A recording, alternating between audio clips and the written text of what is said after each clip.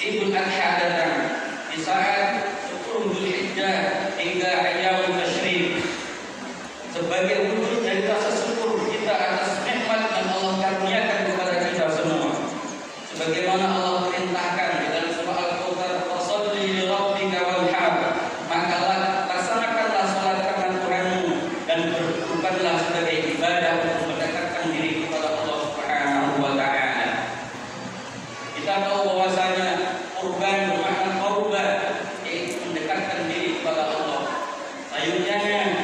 Idul Adha datang sehingga kita mampu mendekatkan diri kepada Allah, maka sangat berbahagia mereka yang mampu dan mau untuk beribadah kurban. Sebab ini adalah anugerah istimewa dari Allah Subhanahu wa taala, di mana kebaikan ini telah akan menjadi saksi di hari kiamat kelak, sebagaimana disampaikan oleh baginda Rasulullah sallallahu alaihi wasallam dalam hadisnya diriwayatkan oleh Ibnu Majah dari Sayyidah Aisyah radhiyallahu anha. Rasulullah bersabda, "Ma 'amila ibnu Adam yawmun nahri 'amalan." Tidaklah pada hari nahar, yaitu pada tanggal 10 Dzulhijjah, manusia beramal sesuai amalannya, beramal suatu amalan ahabbu ila Allah azza wa jalla, yang lebih dicinta oleh Allah Subhanahu wa taala, min ihramid dami, dari mengalirkan darah dari hewan kurban. Wa innahu la ya'ti yaumal qiyamah, hewan kurban yang dikurbankannya nanti akan datang di hari kiamat menjadi saksi kebaikannya, biquruniha, dengan membawa tanduknya, wa adlabiha, dan kubunya, wa ash'ariha, dan rambut hewan kurban itu menjadi saksi kebaikan atas apa yang dilakukan oleh para kurban. Wa inna dama la yaqau ila Allah azza wa jalla bi makanin, dan sungguh darah tersebut akan sampai kepada ridha Allah min qabli an yaqa 'ala al-ardi, sebelum tetesan darah tersebut jatuh ke bumi. Qatibu biha nafsan, maka bersihkanlah jiwa kalian dengan berkurban.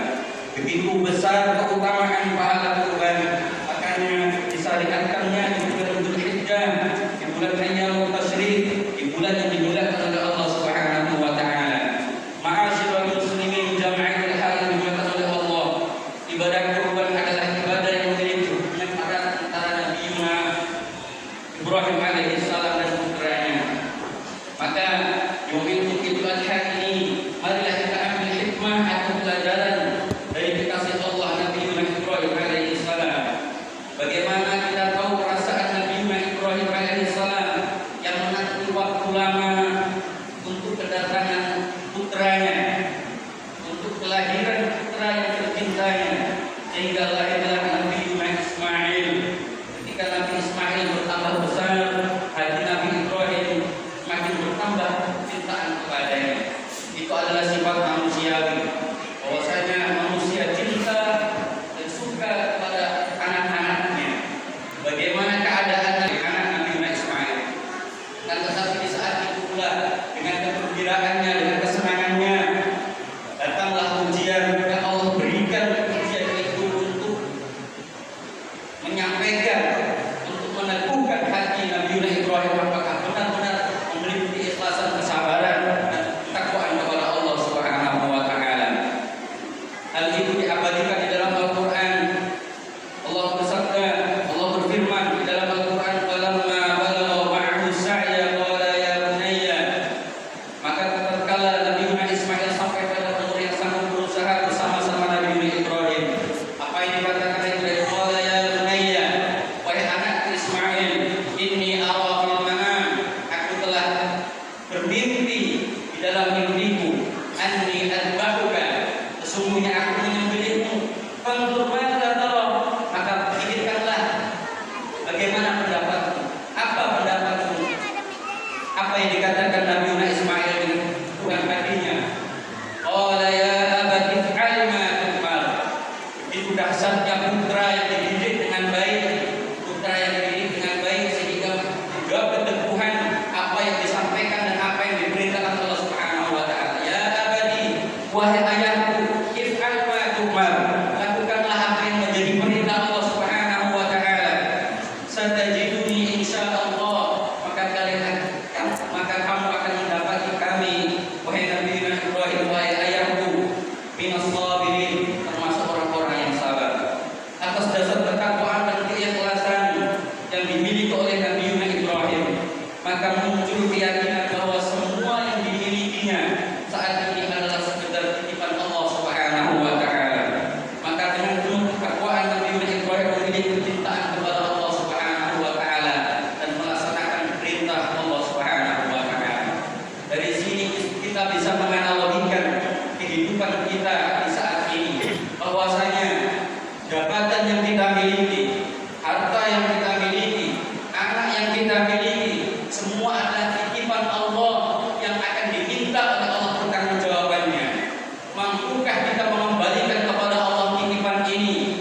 titipan yang baik seperti yang disampaikan oleh Nabi Ibrahim ini? Mampukah kita ikhlas dan sabar ketika diuji oleh Allah dengan ujian yang begitu dahsyat dan besar? Kita mampu ikhlas dan sabar seperti yang dilakukan Nabi Ibrahim.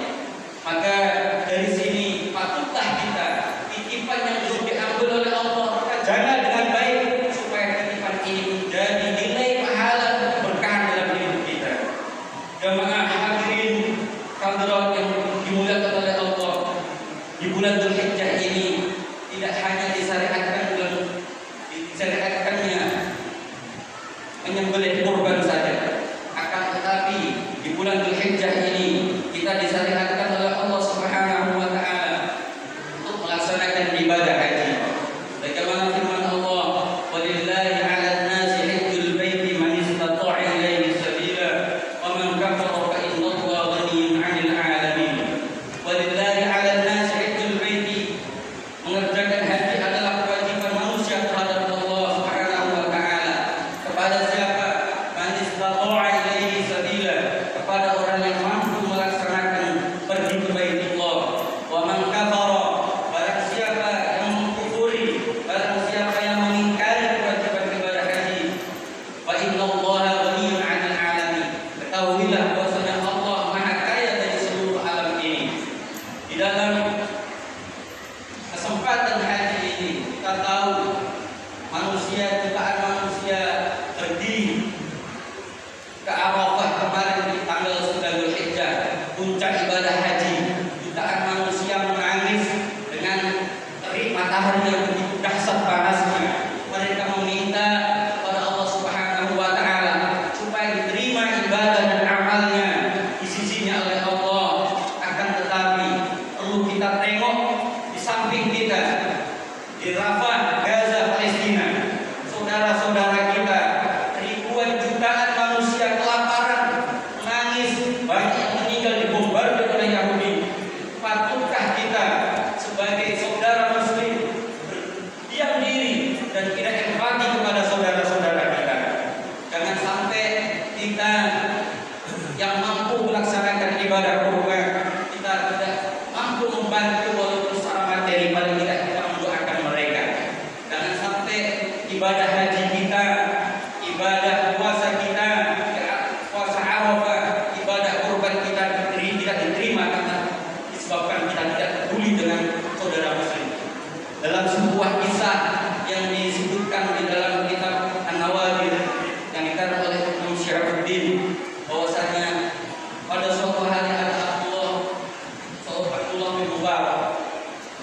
Beliau ini adalah orang biasa-biasa, akan tetapi beliau mengumpulkan hartanya sehingga beliau bisa berangkat haji dan dengan niat yang tulus untuk melaksanakan ibadah haji. Akan tetapi apa yang dilakukan Abdullah bin Mubarak diperbincangkan oleh malaikat, karena hampir jutaan manusia yang berangkat haji saat itu tidak diterima kebaikannya, disebabkan ada seorang janda yang miskin berhari-hari tidak makan, sehingga Abdullah bin Mubarak dalam perjalanannya menuju ke Mekah sampailah beliau di Kufah ketemu dengan seorang janda yang berhari-hari tidak bisa makan, dengan anak-anak yatim yang mereka makan bangkai, sehingga Abdullah bin Mubarak tersentuh untuk mengeluarkan hartanya yang sebenarnya untuk dilakukan untuk berangkat haji. Diberikanlah semua bekalnya sehingga beliau menjadi orang yang gagal untuk berangkat haji. Setelah itu beliau menunggu waktu hingga selesai ibadah haji dan beliau tidak sempat melaksanakan ibadah haji. Disitulah beliau kembali sehingga bermimpi disampaikan oleh Allah bahwasanya beliau mendapatkan amal ibadah haji seperti hajinya orang yang mabrur. Disebabkan apa? Disebabkan menolong saudaranya yang saat itu kelaparan karena tidak bisa makan berhari-hari. Dari sini bisa kita mengambil pelajaran bahwasanya apabila kita di tahun ini tidak mampu melaksanakan ibadah, hamba-hambanya yang sabar, hamba-hambanya yang mampu menaikkan kualitas ketakwaan kita terhadap Allah Subhanahu wa taala, dan kita mampu mengambil pelajaran yang dilakukan oleh Abdullah bin Mubarak bahwasanya kita harus peduli kepada orang saudara kita. Jangan sampai kita tidak peduli dengan saudara kita sehingga menyebabkan kita musibah dan tidak mendapatkan keberkahan hidup kita. Aqulu qouli hadza wa astaghfiruhu innahu huwal ghafurur rahim. Allahu akbar kabira. Alhamdulillahi